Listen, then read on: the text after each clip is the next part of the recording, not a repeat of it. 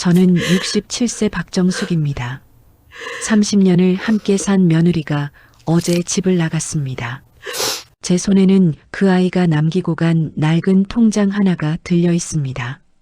그 안에는 제가 평생 몰랐던 진실이 담겨 있었습니다. 이 이야기를 들으시면 여러분도 혹시 제가 저지른 것과 같은 실수를 하고 계시진 않은지 돌아보시게 될 겁니다. 30년 전 저는 42이었습니다. 남편 박영수와 함께 서울 변두리에서 작은 구멍가게를 운영했습니다. 그리 큰 가게는 아니었지만 동네 사람들이 필요한 걸 사러 오는 정겨운 곳이었습니다. 담배, 라면, 과자부터 시작해서 일용품까지 없는 게 없었죠. 새벽 5시에 문을 열어서 밤 11시에 닫는 고된 일이었지만 그렇게 벌어서 아들 민수를 대학까지 보냈습니다. 아들 민수는 저희 외아들이었습니다. 늦둥이로 얻은 아들이라 더 애지중지 키웠습니다. 공부도 잘했고 성격도 온순해서 주변에서 다들 부러워했습니다. 대학도 서울에 있는 괜찮은 곳으로 갔습니다. 저와 남편은 그 아들이 인생의 전부였습니다. 민수가 대학교 3학년 때였습니다. 어느 날 집에 여자친구를 데려왔습니다. 키가 작고 얼굴도 그저 평범한 여학생이었습니다. 이름은 이은이라고 했습니다. 엄마, 이 사람이랑 결혼할 거예요. 민수의 말에 저는 깜짝 놀랐습니다. 아직 대학생인데 벌써 결혼 이야기라니. 그리고 솔직히 말하면 제 눈에 은희는 아들에게 어울리지 않아 보였습니다. 은희는 충청도 시골에서 올라온 평범한 가정의 딸이었습니다.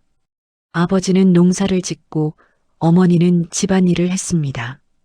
특별한 재산도 없었고 대학도 지방 전문대를 나왔습니다. 제 아들은 서울에서 4년제 대학을 나오는데 왠지 아깝다는 생각이 들었습니다. 민수야, 졸업하고 취직도 하고 그런 다음에 천천히 생각해 보는 게 어떠니? 하지만 민수는 고집을 꺾지 않았습니다. 은희를 정말 사랑한다고 했습니다.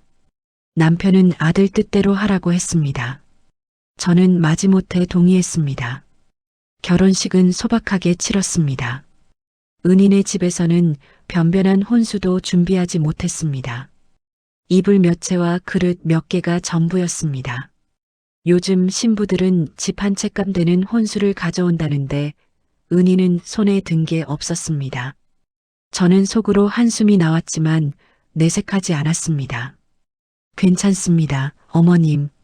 제가 열심히 일해서 하나씩 마련하겠습니다. 은희는 그렇게 말했습니다. 목소리는 작았지만 눈빛만큼은 진지했습니다. 결혼 후 은희는 우리 집에서 함께 살게 되었습니다. 우리 가게가 있던 건물 2층이 우리 집이었는데 방이 3개였습니다. 저희 부부방, 신혼부부 방, 그리고 작은 창고 겸 방 하나. 좁았지만 그래도 한 가족이 사는 데는 충분했습니다. 며느리 은희는 정말 부지런했습니다. 새벽같이 일어나 시장을 보고 아침밥을 차리고 가게 일도 거들었습니다. 민수가 회사에 다닐 때는 도시락도 싸주었습니다. 저는 며느리의 부지런함은 인정했지만 그래도 눈에 거슬리는 것들이 많았습니다. 은희야, 김치찌개 간이 왜 이렇게 짜? 우리 민수 짜게 먹으면 건강에 안 좋아. 은희야, 설거지는 뜨거운 물로 해야지. 찬물로 하면 기름기가 안 빠져. 은희야, 빨래는 색깔별로 분리해서 해야 한다니까. 이렇게 대충 하면 어떡해. 며느리는 한 번도 대꾸하지 않았습니다. 그저 네, 어머님 하며 고개만 숙였습니다. 그 모습이 오히려 더 마음에 안 들었습니다. 좀 당차게 자기 할 말을 하지 왜 그렇게 고분고분하기만 한지. 결혼 2년 차 되던 해봄, 손주 지훈이가 태어났습니다. 작고 보드라운 아기를 안았을 때 제 인생에서 가장 행복한 순간이었습니다. 아들의 아들, 제대를 이을 손주가 생긴 겁니다. 은희야, 애는 이렇게 안는 거야. 목을 잘 받쳐야 돼. 은희야, 분유 타는 물 온도를 확인해 봤어? 너무 뜨거우면 안 돼. 은희야, 요즘 엄마들은 육아 책도 안 읽어? 애 키우는 건 과학이야. 저는 손주가 너무 예뻐서 하루 종일 봐도 질리지 않았습니다. 은희가 애를 돌보는 모습을 보면서도 이것저것 간섭했습니다. 제가 아들을 키워본 경험이 있으니까 초보 엄마인 며느리보다는 제가 더 잘 아는 게 당연하다고 생각했습니다. 아들 민수가 저녁에 퇴근하면 저는 아들에게만 신경을 썼습니다. 민수야, 회사에서 힘들었지? 어서 들어와서 씻고 쉬어. 민수야, 엄마가 내가 좋아하는 갈비찜 해놨어. 많이 먹어. 며느리 은희가 하루 종일 애를 보느라 지쳐 있어도 제 눈에는 아들의 피곤함만 보였습니다. 아들은 밖에서 돈을 벌어오는 사람이니까 집에서는 편히 쉬어야 한다고 생각했습니다. 지훈이가 돌이 지나서 걸음마를 시작할 무렵이었습니다. 어느 날 은희가 조심스럽게 말을 꺼냈습니다. 어머님, 제가 파트타임이라도 일을 좀 해볼까 해요. 집에만 있으니까 답답하기도 하고 생활비에 보탤 수 있을 것 같아서요. 저는 그 말을 듣고 버럭 소리를 질렀습니다. 애를 누구한테 맡기고 일을 해? 어린이집에 맡긴다고? 돌도 안 지난 애를 남한테 맡기고 엄마가 돈 벌러 다니면 되는 거야? 그럼 애는 누가 키워? 애가 불쌍하다는 생각은 안 들어? 며느리의 눈에 눈물이 그렁그렁했지만 저는 모른 척하고 돌아섰습니다. 그날 밤 아들과 며느리가 방에서 다투는 소리가 들렸습니다. 민수야, 나 정말 힘들어. 하루 종일 집에만 있으니까 미칠 것 같아. 알아, 미안해. 엄마가 원래 그러셔. 조금만 참아줘. 지훈이가 좀 더 크면 그때 이래도 되잖아. 근데 언제까지 참아야 해? 나도 사람이야. 나도 내 일을 하고 싶어. 은희야, 제발. 지금 엄마 화나게 하면 안 돼. 우리 여기서 살아야 되잖아. 그 대화를 들으면서도 저는 제가 틀렸다고 생각하지 않았습니다. 엄마가 애를 키워야지. 누구한테 맡기고 돈 벌러 다니면 되나? 그게 제 생각이었습니다. 지훈이가 5살이 되어 유치원에 들어갈 무렵 우리 가게 사정이 어려워지기 시작했습니다. 근처에 대형마트가 생기면서 손님이 뚝 끊겼습니다. 우리 가게에서 파는 물건들을 마트에서 더 싸게 팔았으니까요. 처음에는 버티려고 했습니다. 하지만 1달, 2달 지나도 손님은 돌아오지 않았습니다. 월세 80만 원을 내기도 빠듯했습니다. 결국 저와 남편은 10년을 운영하던 가게를 정리하기로 했습니다. 그 결정을 내리던 날 남편과 저는 한참을 울었습니다. 우리 인생이 다 들어있는 가게였으니까요. 가게를 정리하고 나니 손에 남은 건 전세금 5천만 원과 저축 2천만 원뿐이었습니다. 저희는 더 작은 집으로 이사를 갔습니다. 아들 민수네 가족과는 따로 살기로 했습니다. 민수도 결혼한 지 5년이나 됐으니 독립할 때가 됐다고 생각했습니다. 하지만 저희 노부부가 살 곳과 민수네 가족이 살 집 전세금을 따로 마련하기는 어려웠습니다. 결국 민수가 은행에서 5천만 원을 대출받아 전세집을 구했습니다. 저희는 보증금 1,000만 원짜리 작은 원룸으로 들어갔습니다. 가게를 접고 나니 저와 남편은 수입이 없었습니다. 남편은 허리 디스크가 심해서 막노동도 할 수 없었고 저도 60이 넘어 일자리를 구하기 어려웠습니다. 국민연금도 2사람 합쳐 60만 원밖에 안 됐습니다. 원룸 월세 30만 원의 생활비까지 하면 빠듯했습니다. 결국 아들 민수에게 손을 벌릴 수밖에 없었습니다. 민수야, 미안한데 이번 달 병원비 좀 보태줄 수 있겠니? 아버지 무릎 주사 맞아야 하는데. 20만 원만. 민수야, 약값이 생각보다 많이 나왔어. 40만 원만 보내줄 수 있을까? 민수는 한 번도 싫은 내색을 하지 않았습니다. 효자였습니다. 하지만 며느리 은희의 얼굴은 점점 어두워졌습니다. 그래도 저는 당연하다고 생각했습니다. 부모가 자식 키울 때 돈이 얼마나 들어가는데 늙어서 좀 도와달라는 게 뭐가 나쁜가요? 지훈이가 초등학교 2학년이 되던 해 겨울이었습니다. 어느 추운 새벽 화장실에 가려고 일어났다가 우연히 창밖을 내다봤습니다. 그때 아파트 단지 입구에서 익숙한 뒷모습을 봤습니다. 며느리 은희였습니다. 새벽 5시에 은희가 왜 집을 나가지? 궁금해서 다음 날도 일찍 일어나 확인해 봤습니다. 역시 은희가 새벽에 집을 나가는 게 보였습니다. 며칠을 지켜본 끝에 저는 뒤를 밟아가 보기로 했습니다. 추운 새벽 두꺼운 파카를 입고 은희를 따라갔습니다. 은희는 버스를 타고 40분 정도 떨어진 곳으로 갔습니다. 그곳은 공단 지역이었습니다. 은희가 들어간 곳은 큰 빵 공장이었습니다.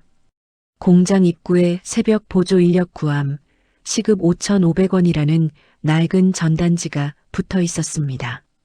저는 충격을 받았습니다. 며느리가 새벽부터 빵 공장에서 일을 하고 있었다니. 그것도 제 몰래. 하지만 저는 그날 아무 말도 하지 않았습니다. 며느리가 일하는 걸 반대할 명분도 없었고 사실 속으로는 고맙기도 했습니다.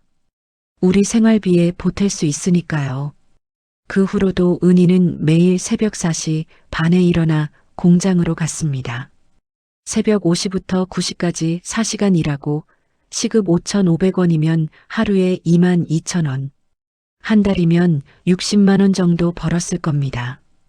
그리고 오전 9시쯤 집에 돌아와서 지훈이를 학교에 보내고 집안일을 했습니다. 점심시간에는 근처 식당에서 설거지 아르바이트를 했습니다. 이 시간에 10,000원. 오후 3시쯤 집에 돌아와 지훈이를 맞이하고 저녁을 준비했습니다. 며느리는 하루에 4시간도 못 자는 생활을 했습니다. 얼굴은 점점 야위어갔고 눈 밑에는 다크서클이 짙어졌습니다. 손은 거칠어지고 허리도 자주 아파하는 것 같았습니다. 그래도 저는 모른 척했습니다. 가끔 민수가 물었습니다. 은희야, 요즘 너무 피곤해 보이는데 괜찮아? 응, 괜찮아. 지훈이 때문에 잠을 좀 못 잤을 뿐이야. 며느리는 남편에게도 숨기고 있었습니다.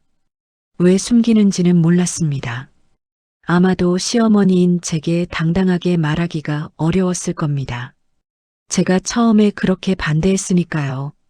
그렇게 세월이 흘렀습니다. 지훈이가 초등학교 6학년이 되던 해 은희가 처음으로 제게 대들었습니다. 어머님, 명절 제사는 좀 간소하게 하면 안 될까요? 요즘은 다들 그렇게 하던데요. 저는 깜짝 놀랐습니다. 뭐, 제사를 간소하게? 조상님 모시는 걸 어떻게 대충 해? 요즘 시대가 변했잖아요. 꼭 상 가득 차려야 하나요? 이게 지금 시어머니한테 하는 말이야? 내가 뭘 안다고. 저는 버럭 소리를 질렀습니다. 은희의 얼굴이 굳어졌습니다. 네, 알겠습니다. 그날 이후로 은희는 더 말수가 줄었습니다. 하지만 저는 며느리가 변했다고 생각했습니다. 요즘 며느리들은 다 이렇게 버릇이 없나 봐. 그렇게 또 몇 년이 흘렀습니다. 은희는 단 하루도 쉬지 않고 새벽 일을 했습니다. 명절에도 휴일에도 아플 때도 그 돈으로 우리 가족의 생활비를 보탰고 지훈이 학원비를 냈고 저희 노부부의 병원비를 댔습니다. 하지만 저는 한 번도 고맙다는 말을 하지 않았습니다. 며느리가 버는 돈도 결국 우리 집안 돈이라고 생각했으니까요. 지훈이가 중학교 2학년이 되던 해봄이었습니다. 어느 날 아침 남편이 화장실에서 쓰러졌습니다.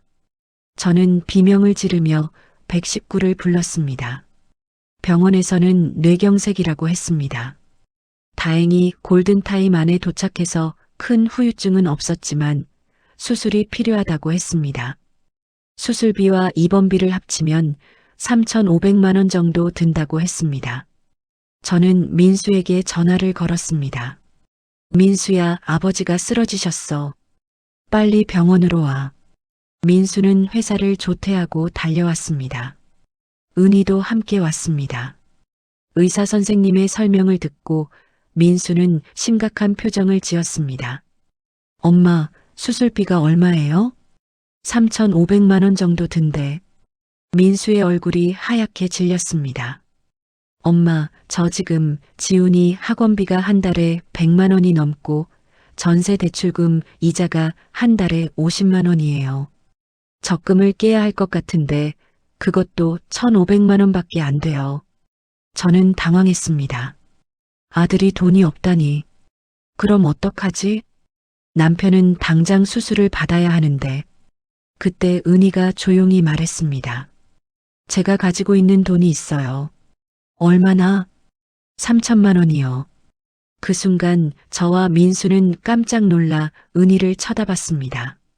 어머님, 제가 몇 년 동안 일해서 모은 돈이에요. 이거 쓰세요. 은희는 가방에서 통장을 꺼내 제게 건넸습니다. 낡은 통장이었습니다. 농협 통장이었고 표지는 손때로 달아 있었습니다. 저는 그 통장을 받아들었습니다. 잔액을 확인하니 정말 3,042만 원이 찍혀 있었습니다. 은희야, 이거 괜찮아요, 어머님. 급한데 쓰세요. 그날 은희의 돈으로 남편은 수술을 받을 수 있었습니다. 수술은 성공적이었고 남편은 2주 정도 입원 후 퇴원했습니다.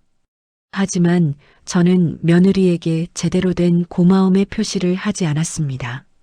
그저 나중에 갚을게 라고만 했습니다. 며느리는 천천히 하세요 라고 했습니다. 그 일 이후 저는 은희에 대해 조금은 다르게 생각하게 되었습니다. 그래도 고마운 며느리구나. 하지만 그 생각도 오래가지 않았습니다. 남편이 퇴원하고 몇 달 후 또 문제가 생겼습니다. 남편의 재활 치료비가 계속 필요했고 약값도 만만치 않았습니다. 한 달에 50만 원씩 나갔습니다. 저희 노부부의 생활비도 빠듯했습니다. 민수야, 아버지 약값이 한 달에 50만 원이 넘어.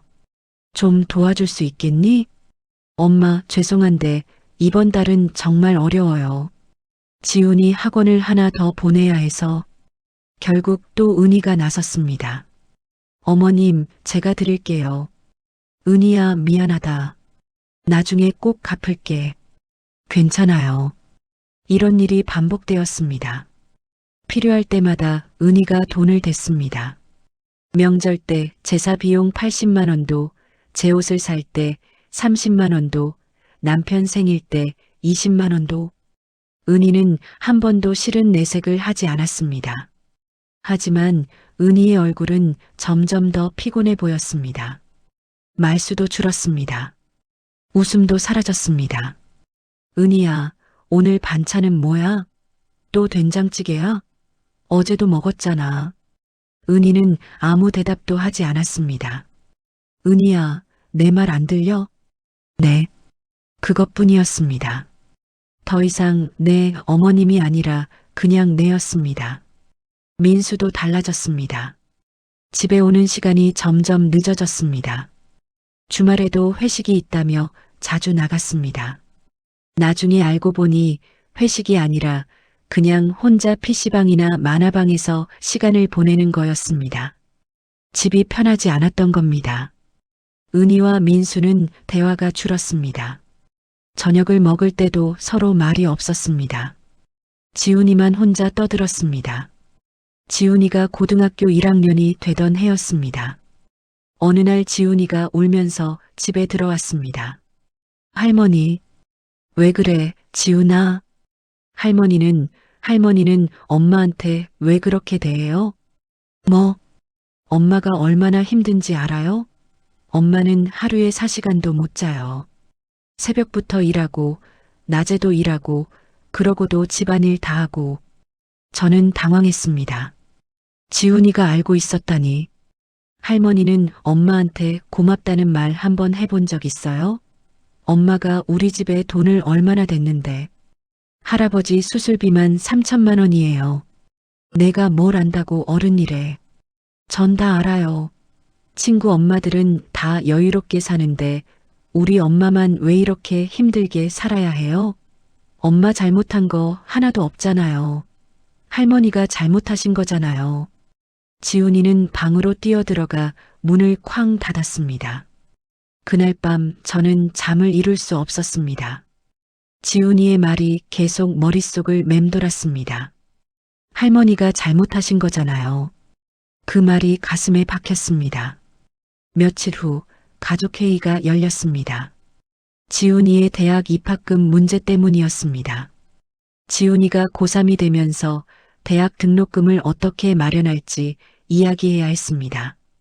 민수야, 지훈이 등록금은 어떻게 할 거야? 엄마, 제 적금을 깨야 할 것 같아요. 근데 그것도 1,000만 원밖에 안 돼요. 사립되면 한 학기에 500만 원인데. 그때 며느리가 입을 열었습니다. 제가 또 대출을 받을게요. 또? 은희 씨가 대출이 얼마나 있는데? 아들이 놀라서 물었습니다. 며느리가 차분하게 대답했습니다. 5,500만 원이요. 시아버님 병원비 갚으려고 대출 받은 게 2천만 원, 지훈이 중학교 때 학원비로 받은 게 1,000만 원, 생활비 보태려고 받은 게 2,500만 원. 제 이름으로 빌린 건 전부 제가 갚고 있어요. 한 달에 이자만 50만 원이에요. 방안이 조용해졌습니다. 며느리가 계속 말했습니다. 전 25년 동안 새벽 4시에 일어나 일했어요. 단 하루도 쉰 적 없어요. 어머님께 칭찬 한 번 못 받았지만 괜찮았어요. 가족이니까요. 며느리의 목소리가 떨렸습니다. 하지만 이제는 정말 한계예요. 전 올해 50살이에요. 몸도 아프고 밤에 잠도 못 자서 계속 어지럽고 제가 쓰러지면 이 집은 어떻게 되는 건가요? 민수가 놀란 표정으로 은희를 바라봤습니다. 은희야, 나는 몰랐어. 왜 나한테 말을 안 했어? 말해서 뭐가 달라져요? 당신은 항상 어머님 편이었잖아요. 저 혼자 다 해결하는 게 편했어요. 은희야, 이제 정말 못하겠어요. 미안하지만 저 좀 쉬고 싶어요. 그날 밤 은희는 방에 들어가 나오지 않았습니다. 그날 밤 저는 잠을 이룰 수 없었습니다. 며느리의 말이 계속 귓가에 맴돌았습니다. 25년 동안 새벽 4시에 일어나 일했다고요? 단 하루도 쉬지 않았다고요? 대출이 5,500만 원이나 있다고요? 저는 그 사실을 알면서도 모른 척했습니다. 고맙다는 말 한마디 하지 않았습니다. 다음 날 아침 은희는 평소처럼 새벽에 일을 나갔습니다. 하지만 저녁이 되어도 집에 돌아오지 않았습니다. 민수가 전화를 걸었지만 받지 않았습니다. 밤 10시가 넘어서야 은희가 집에 들어왔습니다. 손에는 큰 여행 가방 하나를 들고 있었습니다. 어머님, 저 며칠 친정에 다녀올게요. 은희는 그렇게 말하고 방으로 들어가 짐을 쌌습니다. 민수가 말렸지만 은희는 고개를 저었습니다. 저도 좀 쉬고 싶어요. 제발 그냥 보내주세요. 은희는 그렇게 집을 나갔습니다. 그리고 제 손에 낡은 통장 하나를 쥐어주었습니다. 어머님, 이거 보세요. 제 25년이 다 들어있어요.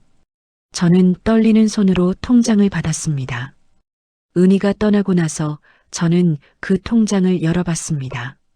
첫 페이지부터 천천히 넘겼습니다.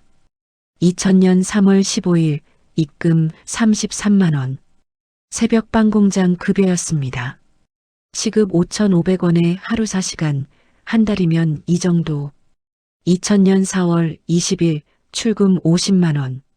메모에는 시아버지 생신이라고 적혀 있었습니다. 2001년 7월 3일 출금 80만 원. 지훈이 책가방과 학용품. 2003년 9월 10일 출금 200만 원. 시어머니 환갑 잔치. 2006년 11월 15일 출금 150만 원. 시부모님 겨울옷과 이불. 2010년 5월 8일 출금 80만 원. 어버이날 선물. 2015년 12월 24일 출금 3천만 원. 시아버지 수술비. 그리고 2016년 1월부터 다시 입금이 시작되었습니다. 38만 원, 42만 원, 40만 원. 물가가 오르면서 시급도 조금씩 올랐나 봅니다. 며느리는 3천만 원을 쓰고 나서도 다시 돈을 모으기 시작했습니다. 2017년 3월 10일 출금 30만 원. 시어머니 생신. 2018년 9월 15일 출금 250만 원. 지훈이 고등학교 입학금과 교복. 2019년 2월 5일 출금 50만 원. 설날 제사 비용. 2020년 11월 20일 출금 80만 원. 시아버지 약값과 재활치료비. 통장을 끝까지 넘기는데 1시간이 넘게 걸렸습니다. 25년의 기록이 그 작은 통장 안에 다 들어 있었습니다. 며느리는 한 번도 자기를 위해 돈을 쓰지 않았습니다. 화장품 하나, 옷 한 벌, 구두 한 켤레 사지 않았습니다. 전부 우리 가족을 위해 쓴 돈이었습니다. 제 생일 선물도, 남편 약값도, 지훈이 학원비도, 명절 제사 비용도 모두 며느리가 새벽 일을 하며 모은 돈이었습니다. 계산을 해봤습니다. 25년 동안 하루 4시간씩 단 하루도 쉬지 않고 일했다면 한 달에 60만 원 정도, 1년이면 720만 원, 25년이면 1억 8천만 원입니다. 그 돈이 다 어디로 갔을까요? 우리 가족에게 갔습니다. 제 생일, 남편 병원비, 손주 교육비, 명절 제사, 생활비. 며느리는 25년 동안 1억 8천만 원을 우리 가족을 위해 썼습니다. 그리고 지금은 5,500만 원의 빚을 지고 있습니다. 저는 통장을 꼭 안고 한참을 울었습니다. 25년 동안 제가 며느리에게 한 짓이 주마등처럼 스쳐 지나갔습니다. 은희야, 김치찌개가 왜 이렇게 짜? 은희야, 설거지 제대로 해. 은희야, 애는 이렇게 키우는 게 아니야. 은희야, 제사는 대충 하면 안 돼. 단 한 번도 며느리를 인정한 적이 없었습니다. 단 한 번도 고맙다고 말한 적이 없었습니다. 며느리가 새벽부터 일하는 걸 알면서도 모른 척했습니다. 며느리가 4시간도 못 자며 우리 가족을 위해 희생하는 걸 알면서도 당연하게 여겼습니다. 저는 그날 밤 한숨도 자지 못했습니다. 다음 날 아침 저는 민수를 불렀습니다. 민수야, 은희 친정이 어디지? 충청도 청주요. 왜요? 나 거기 좀 데려다 줘. 민수는 놀란 표정을 지었지만 차를 끌고 나왔습니다. 2시간 반을 달려 은희 친정에 도착했습니다. 작은 시골집이었습니다. 마당에는 텃밭이 있고 감나무가 한 그루 서 있었습니다. 대문을 두드리자 은희의 어머니가 나왔습니다. 누구세요? 저 은희 시어머니입니다. 은희 좀 만날 수 있을까요? 은희 어머니는 난처한 표정을 지었습니다. 은희가 안 만나겠다는데요. 그리고 사돈댁, 우리 은희가 얼마나 힘들게 살았는지 아세요? 25년 동안 단 하루도 편히 쉬지 못했어요. 제가 딸년한테 미안해서 얼굴을 못 들겠어요. 제발 부탁드립니다. 꼭 사과하고 싶어요. 제가 잘못했어요. 한참을 망설이던 은희 어머니가 안으로 들어갔습니다.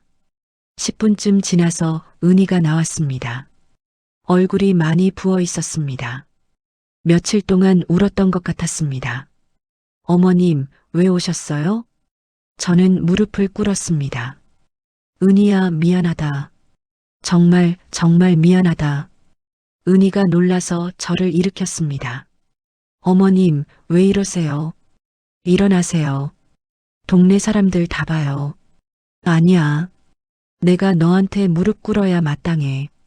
25년 동안 너를 너무 힘들게 했구나. 저는 가방에서 통장을 꺼냈습니다. 이거 다 봤어. 내가 25년 동안 우리 가족을 위해 얼마나 희생했는지 다 봤어. 1억 8천만 원이야. 내가 25년 동안 번 돈이 1억 8천만 원인데 그게 다 우리한테 갔어. 통장을 보는 은희의 눈에서 눈물이 흘러내렸습니다. 전 그냥 가족이니까 당연한 거라고 생각했어요. 하지만 어머님은 절 가족으로 생각하지 않으신 것 같아서 너무 힘들었어요. 며느리의 목소리가 떨렸습니다. 전 칭찬받고 싶었어요. 인정받고 싶었어요. 어머님한테 딱 한 번이라도 수고했다, 고맙다, 잘했다. 그런 말 듣고 싶었어요. 근데 25년 동안 단 한 번도 못 들었어요. 저는 며느리를 꼭 안았습니다. 미안해. 정말 미안해. 내가 너무 못났어. 너는 우리 가족한테 천사였는데 나는 그걸 몰랐어. 아니, 알면서도 당연하게 여겼어. 두 사람은 한참을 안고 울었습니다. 25년 동안 쌓였던 벽이 무너지는 순간이었습니다. 은희야, 이제부터는 달라질게. 내가 너한테 잘할게. 늦었지만 이제부터라도 제대로 된 시어머니가 될게. 어머님, 그리고 나도 일할게. 아직 건강하잖아.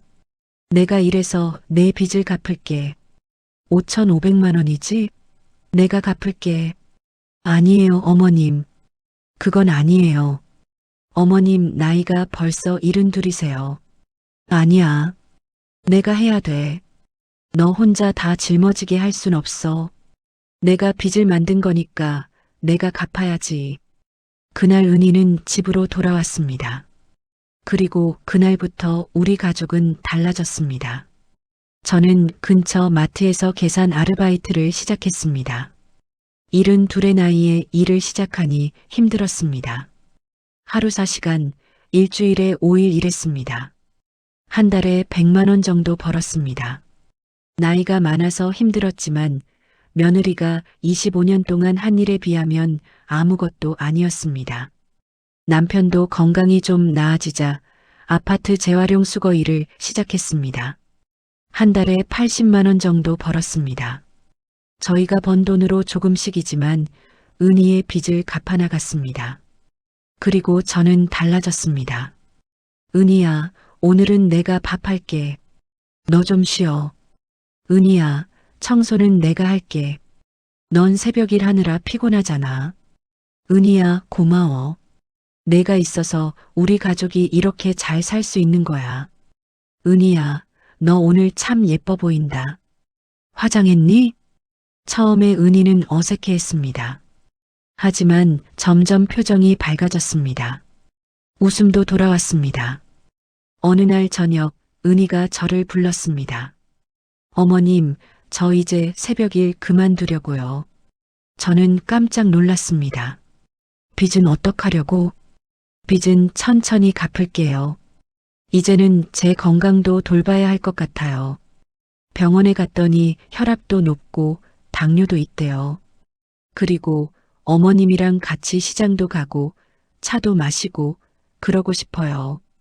그 말을 듣고 저는 또 눈물이 났습니다. 그래, 그래야지. 이제 너도 좀 살아야지. 25년이면 충분히 희생했어. 그날 저녁 우리는 온 가족이 둘러앉아 저녁을 먹었습니다. 오랜만에 웃음소리가 가득한 식탁이었습니다. 지훈이가 말했습니다. 할머니, 엄마가 요즘 되게 행복해 보여요. 웃음도 많아지고. 그래, 그럼 됐다. 내 엄마가 행복한 게 제일 중요한 거야. 민수도 아내의 손을 꼭 잡았습니다. 은희야, 사랑해. 그동안 미안했어. 나도 이제부터 달라질게. 은희가 환하게 웃었습니다. 25년 만에 보는 진짜 웃음이었습니다. 저는 이제 알았습니다. 며느리는 얻어온 가족이 아니라 선택한 가족입니다. 혈육이 아니기에 더 소중히 여겨야 하는 사람입니다. 며느리는 남의 집 딸을 우리 집으로 보내준 것입니다. 그 소중한 딸을 25년 동안 괴롭혔습니다. 하지만 은희는 저를 용서해 주었습니다. 그리고 다시 우리 가족이 되어 주었습니다. 지금으로부터 5년 전 이야기입니다. 지금 저는 77살입니다. 은희와 저는 이제 진짜 모녀가 되었습니다. 함께 시장도 가고 커피도 마시고 수다도 떱니다. 은희는 이제 당당하게 자기 의견도 말합니다. 저도 며느리의 말에 귀를 기울입니다. 지훈이는 대학을 졸업하고 좋은 회사에 취직했습니다. 첫 월급으로 엄마에게 목걸이를 사줬습니다. 엄마, 평생 고생만 하셨잖아요. 이제 좀 편하게 사세요. 제가 이제 돈 벌잖아요. 은희는 그 목걸이를 하고 행복해했습니다. 며칠 전 은희가 저한테 말했습니다. 어머님, 제가 이 집에 시집 온 지 벌써 30년이에요. 30년. 그래, 세월이 참 빠르다. 전 25년은 힘들었어요. 근데 요즘 5년은 정말 행복해요. 어머님 덕분이에요. 아니야. 내가 늦게나마 정신 차린 거지. 25년을 허비했어. 아니에요. 어머님이 변하려고 노력하셨잖아요. 그게 얼마나 어려운 건데요. 72에 일을 시작하시고 제 빚까지 갚아주시고 은희가 제 손을 꼭 잡았습니다. 어머님 사랑해요. 나도 사랑한다, 은희야. 정말 고맙고 미안하고 사랑한다. 만약 여러분 곁에도 묵묵히 희생하는 며느리가 있다면 오늘 한번 안아주세요. 고맙다, 사랑한다, 수고했다 말해주세요. 너무 늦기 전에. 저처럼 25년을 허비하지 마세요. 가족은 피가 아니라 사랑으로 만들어지는 것입니다. 며느리를 사랑하는 법을 배우는데 저는 25년이 걸렸습니다. 여러분은 오늘부터 시작하세요. 아직 늦지 않았습니다. 사랑은 언제나 새로운 시작을 허락하니까요. 제 이야기를 들어주셔서 감사합니다. 여러분의 가정에도 사랑과 행복이 가득하기를 바랍니다.